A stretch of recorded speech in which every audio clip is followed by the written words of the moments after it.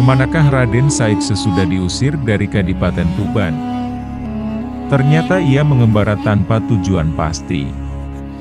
Pada akhirnya dia menetap di hutan Jatiwangi. Selama bertahun-tahun dia menjadi perampok budiman. Mengapa disebut perampok budiman? Karena hasil rampokannya itu tak pernah dimakannya. Seperti dulu, selalu diberikan kepada fakir miskin.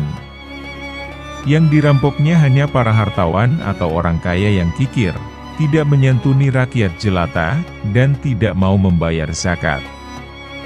Di hutan Jatiwangi dia membuang nama aslinya. Orang menyebutnya sebagai Branda Lokajaya. Pada suatu hari, ada seorang berjubah putih lewat di hutan Jatiwangi. Dari jauh Branda Lokajaya sudah mengincarnya. Orang itu membawa sebatang tongkat yang gagangnya berkilauan. Pasti gagang tongkat itu terbuat dari emas. Bisik Branda Lokajaya dalam hati. Terus diawasinya orang tua berjubah putih itu. Setelah dekat dia hadang langkahnya sembari berkata, "Orang tua, apa kau pakai tongkat? Tampaknya kau tidak buta.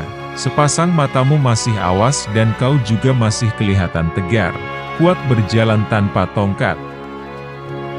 Lelaki berjubah putih itu tersenyum, wajahnya ramah. Dengan suara lembut dia berkata, "Anak muda, perjalanan hidup manusia itu tidak menentu, kadang berada di tempat terang, kadang berada di tempat gelap.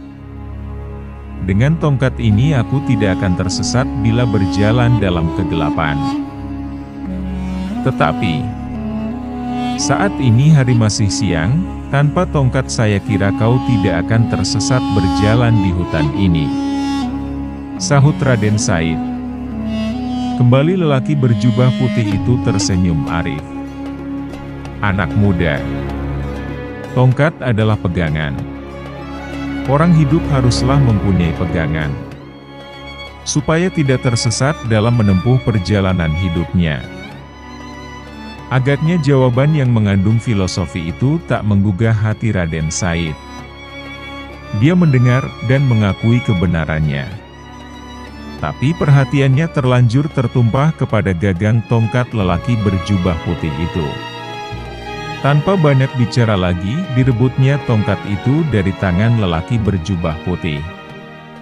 Karena tongkat itu dicabut dengan paksa, maka orang berjubah putih itu jatuh tersungkur. Dengan susah payah orang itu bangun. Sepasang matanya mengeluarkan air walau tak ada suara tangis dari mulutnya. Raden Said pada saat itu sedang mengamat-amati gagang tongkat yang dipegangnya. Ternyata tongkat itu bukan terbuat dari emas, hanya gagangnya saja terbuat dari kuningan. Sehingga berkilauan tertimpa cahaya matahari, seperti emas.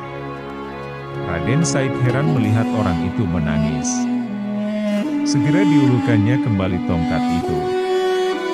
"Jangan menangis, ini tongkatmu kukembalikan. Bukan tongkat ini yang kutangisi," ujar lelaki itu sembari memperlihatkan beberapa batang rumput di telapak tangannya.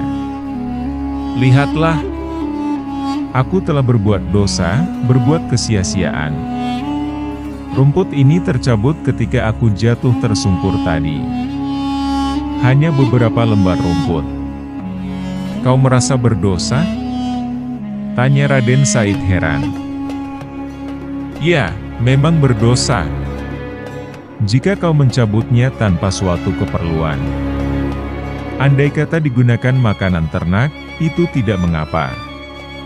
Tapi untuk suatu kesia-siaan, benar-benar suatu dosa," jawab lelaki itu.